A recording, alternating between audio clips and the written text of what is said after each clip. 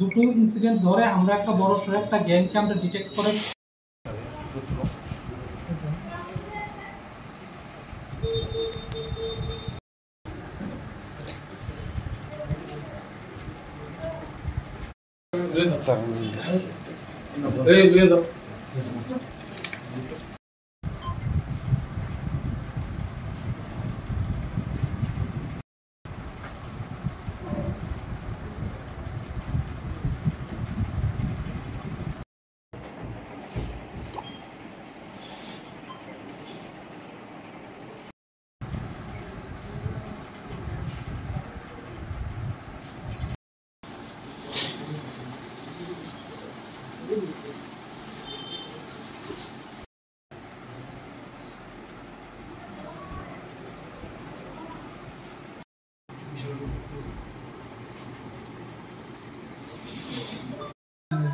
সবাইকে স্বাগত।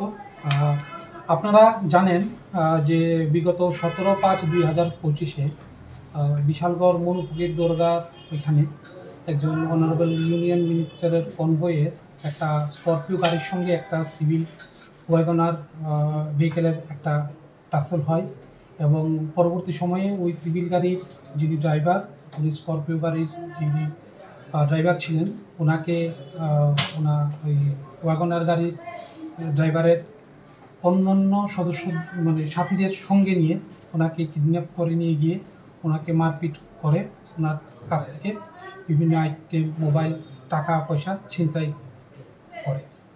ওই ঘটনার পরিপ্রেক্ষিতে বিশালগড় থানাতে আমরা ওই দিনই একটা কেস রেজিস্ট্রেশন হয়। আপনারা সবাই অবগত আছেন। আন্ডার সেকশন 127(1), 324(4), 1172, 309(4)/3 BNS ভারতীয় নেজ সংহিতার আন্ডারে।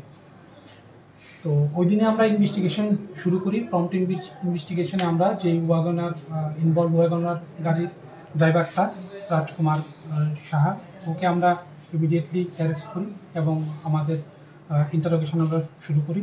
ইন্টারোগেশনে পরে ইনভেস্টিগেশন প্রসেসে বেশ কিছু নাম, চাঞ্চল্যকর নাম আমরা পাই এবং পরবর্তী সময়ে আপনারা জানেন যে 20 তারিখ সিমিলার কাইন্ড অফ আরেকটা ইনসিডেন্ট এদিকে ওই রাস্তার মাথা এলাকায় সংঘটিত হয়েছে, একটা মোবাইল কে কেন্দ্র করে। তো ওইটা রিগার্ডিংও আমরা একটা বিশালগড় থানাতে একটা কেস আমরা রেজিস্টার করি 20 তারিখ এবং দুটা কেসেরই তদন্ত করতে গিয়ে আমরা তদন্ত থেকে বেশ কিছু নাম আমরা সংগ্রহ করি এবং এপিদেরকে আমরা তুলতে শুরু করি। তো গতকাল রাত্রে এই দুটা ঘটনা যে মূল মাস্টার মাইন্ড সাগর বর্ধন ও সমরদীপ বর্ধন, ওকে আমরা জালে তুলতে পেরেছি। ওর সাথে সাথে কালকে রাত্রে আমরা ওর আরও যারা অ্যাসোসিয়েট আছে এরকম 4 জনকে আমরা, যারা আপনারা দেখতে পেয়েছেন, টোটাল 4 জনকে আমরা অ্যারেস্ট করেছি। এবং স্যার আগ্নেয়াস্ত্রটা কোথা থেকে উদ্ধার হয়েছে? সমরদীপ বর্ধনকে কোয়েশ্চেন করে ইন্টারোগেশন করার পর তার স্বীকারোক্তি মূলে আমরা আকাশ দে নামক একজন তার সাথী, ওর একটা পরিত্যক্ত বাড়ি মধুপুর থানার আন্ডারে, ওইখান থেকে আমরা একটা আগ্নেয়াস্ত্র উদ্ধার করি, যেটা আপনারা এখন দেখতে পেয়েছেন। Sir Madhupur Noabari sir actually একটা কমপ্লেন ছিল যে মোবাইলের যে ইনসিডেন্টটা, ওই ইনসিডেন্টে আপনাদের ডিস্ট্রিক্ট পুলিশের যেই সোশ্যাল মাধ্যম আছে এই হ্যান্ডেলে আপনারা পোস্ট করেছেন যে একজন সাংবাদিক নাকি মিথ্যা রটিয়েছে এবং তার বিরুদ্ধে আপনারা ব্যবস্থা নিচ্ছেন, কিন্তু এখন তো আপনারা পিস্তল বা আগ্নেয়াস্ত্র উদ্ধার করতে পেরেছেন না। দেখুন, দ্বিতীয় যে ঘটনাটা ঘটেছে, যেটা আমরা ওই মোবাইলের ছিনতাই রিলেটেড যে ঘটনাটা প্রসঙ্গটা আপনি টেনেছেন, ওইটা মেনলি কমপ্লেনের উপর ভিত্তি করে সবটা কেস রেজিস্ট্রেশন হয়েছে এবং ওইখানে থ্রেট এবং ইনডিউসমেন্ট এই দুটো ফ্যাক্ট আছে। যেই থ্রেট এবং ইনডিউসমেন্ট করে ওনার থেকে স্টেটমেন্ট নেওয়া হয়েছে, তো ওইটার উপরে ভিত্তি করে এই এন্টায়ার ঘটনাটা এফআইআরটা নেওয়া হয়েছে। এটার সঙ্গে এটার কোনো লিঙ্ক নেই, কিন্তু এখন তদন্তে আমরা যখন তদন্ত করছি ডিউরিং ইনভেস্টিগেশন এটা স্পষ্ট হয়েছে যে এই দুটো ঘটনার মধ্যেই এই যে আমরা এতদিন পর্যন্ত 17 তারিখ থেকে আজকে পর্যন্ত যে 6 জনকে আমরা অ্যারেস্ট করেছি এটা একটা টোটালি একটা গ্রুপ, তারা অর্গানাইজড ওয়েতে বিশালগড়ের বিভিন্ন এলাকায় তারা বেশ কিছুদিন ধরে এই রকম ঘটনাগুলি করে যাচ্ছে। এখন আমাদের কাছে ওই কংক্রিট এভিডেন্স আছে, আমরা তদন্ত শুরু করেছি এবং ওদেরকে অ্যারেস্ট করেছি। মামলার বিরুদ্ধে স্যার কজনকে গ্রেফতার করা হয়েছে এখনো এখন পর্যন্ত? প্রথম যে কেসটা 17 তারিখে যে অনারেবল মিনিস্টার কনভয় ওই কেসটা রিলেটেড যে ছিনতাইয়ের ঘটনাগুলি ঘটেছে ওইটার মধ্যে আমরা টোটাল 6 জনকে আমরা অ্যারেস্ট করেছি।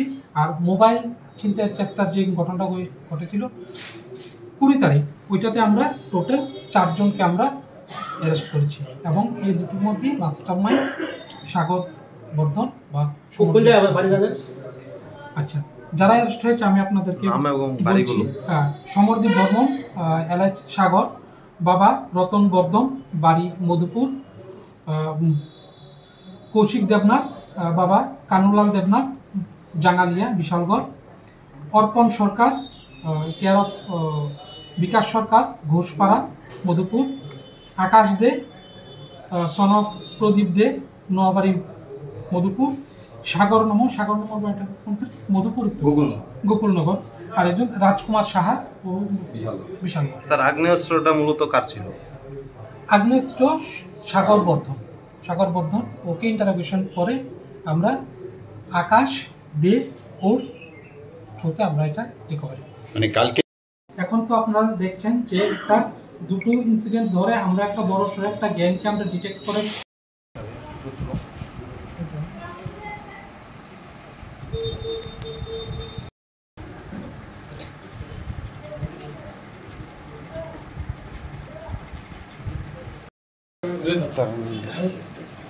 এই